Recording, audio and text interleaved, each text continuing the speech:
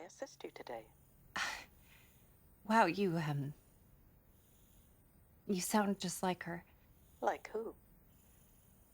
My mom, my mother. Mother? Is that what you would like to call me? Sure.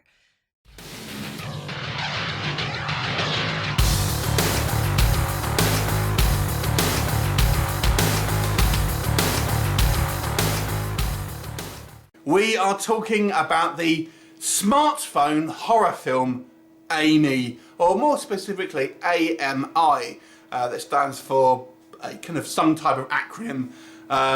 Anyway, and this is a kind of warning, shall we so to say, of the dangers of smartphones and how people are being obsessed and influenced by smartphones, social media and stuff like this. So not such a subtle analogy here. Anyway, this one is directed by Rusty Green and stars Deborah Howard. So what we have is somewhat of an invert of the kind of traditional slasher movie tropes, but we'll come on to that. So this story focuses on this young woman who is grieving the loss of her mother.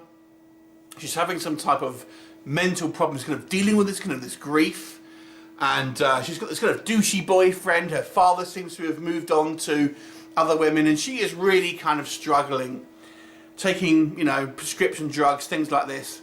Anyway, she gets this new smartphone, which is this kind of a bit like Siri, really, and they actually mention that. And this thing you can kind of customise, and it kind of learns about you, etc. So she basically customises it, so it sounds, the voice sounds like it's her mother, and she actually calls it mother, and then gets the thing, the AI, to refer to her as daughter and stuff.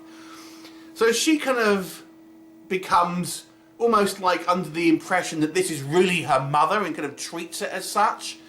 And then this AI seemingly is kind of out of control, and for some reason that's never really established, really tries to ultimately to get her to commit murders and stuff where people have kind of wronged her and things like this. So that's your kind of your basic plot premise. So let's talk about what works, and there is going to be some mild spoilers here, but I do want to kind of talk about some stuff which I have to kind of mention somewhat of a plot, but I will keep it as vague as I can. So one thing that I felt this movie, and this is going to be it, that is particularly strong. In a way, this is a slasher film. If to really kind of like put it into a subgenre, it's a slasher film. But what I liked about this movie, the people that you normally get in these films, it kind of like this, the final girl that normally survives at the end of a horror film. This time, this is the kind of the antagonist. This is the killer. Is this kind of like sweet, vulnerable, kind of innocent girl who ends up being the slasher. And not only that, the actual final girl, so to speak, is actually the douchey boyfriend, who is a real asshole. But nonetheless, he is, maybe not obviously the final girl, the final character, so to speak.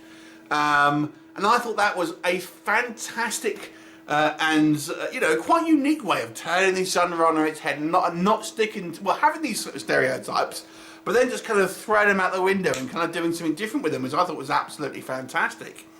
So that was quite fun. And yes, this movie is a little bit ham-fisted with its message, but I do think it serves as a kind of a potential warning to the dangers of being involved with kind of like, too involved with social media and stuff like that. Now, when I was watching this movie, I was actually reminded of a story that I read in the news, and this is a few years ago now, but there was a story in apparently this couple in Korea was so obsessed with like this kind of Sims type game on their phones. I don't know exactly what it was, probably some Korean game. And it was essentially like a Sims game where you're raising their family. They actually neglected their real baby and it died of malnutrition.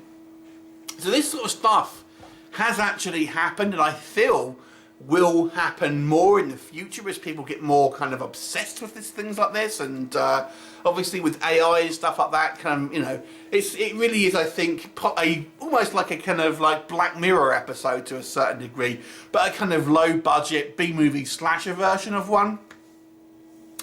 There are some quite violent deaths here, and I was actually quite shocked at one of the deaths, which is particularly cruel. And this is to probably the person that she is most closest to in this movie, and without kind of giving away again the spoiler here.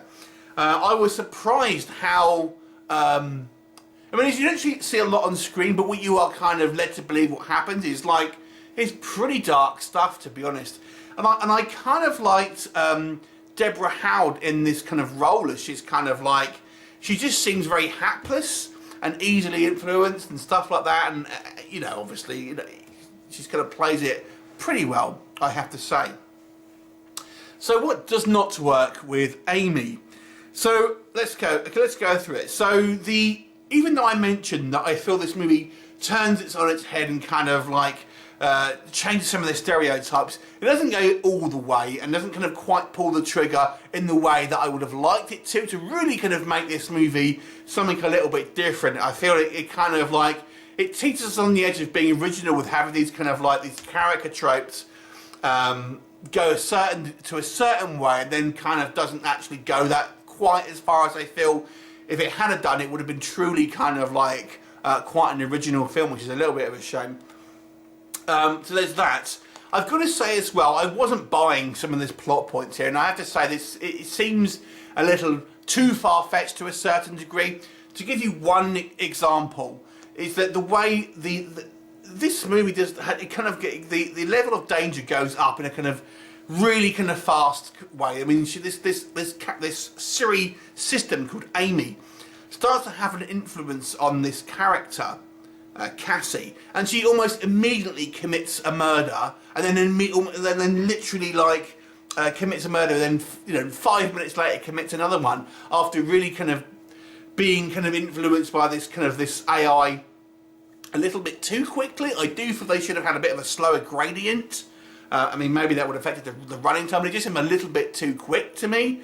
And as I've kind of mentioned, there's very little in regards to the AI itself and about why it's doing stuff. It's not really explored. Is this kind of a thing that's just happening to her particular device, or is this happening all across kind of like these devices? Is this like a new thing that's come out and everyone's kind of being affected, or it's just her?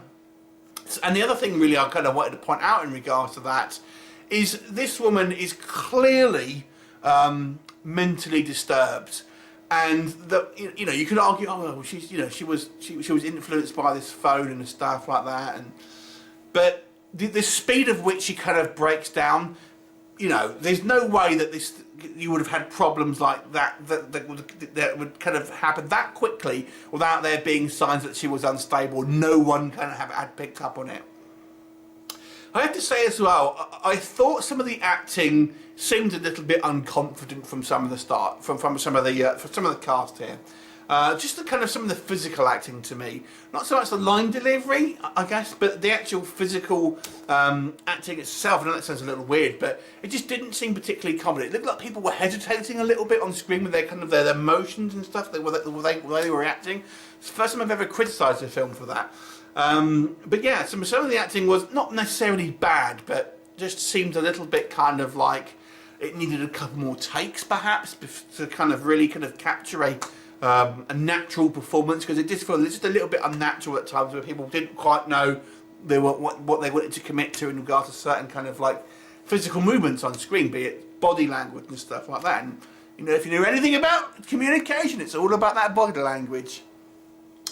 Anyway, I actually thought this was a fun horror movie with some original ideas that didn't go quite as far as I would have liked it to have gone, without kind of giving away spoilers. You know, a certain character I would have liked them to have gone all the way, but yeah, I actually didn't mind this movie, and I've got to say it held my interest.